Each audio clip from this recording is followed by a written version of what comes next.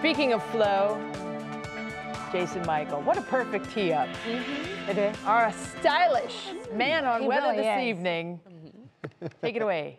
All right, I think some people, ladies, are kind of bowing, other arts performing a curtsy, and others are like, darn fiddlesticks, if only there could have been a little bit more snow. I think the latter is probably the kids out there that was wanting a snow day. So we're going to talk about what it looks like for the rest of the evening into the overnight as well as the weekend. So most people are, enjoying their Saturday and Sunday at home, but there's a chance that we're going to have some additional lake snow on top of another system moving in for the latter portion of the weekend. So we'll keep it cold, we'll keep it breezy, we'll keep it with a little bit of pop-up snow expected there with that lake performing for you tomorrow.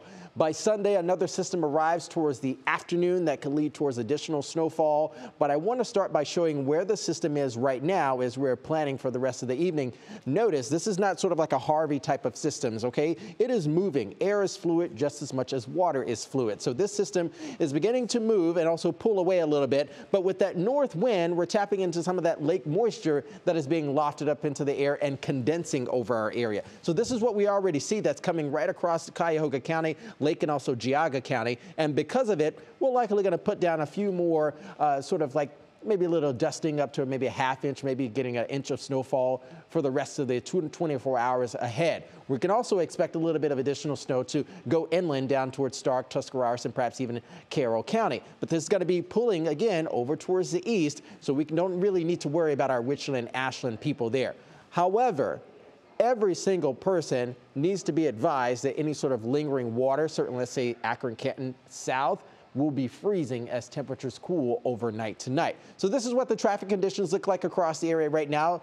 Normally you can expect some of those interchanges, on ramps and off ramps to be a little bit slow because of the poor visibility, as well as the travel with some of these snow accumulations that have been happening across the area. On top of it, visibility, not the best right now because we still have a little bit of precipitation falling from the skies.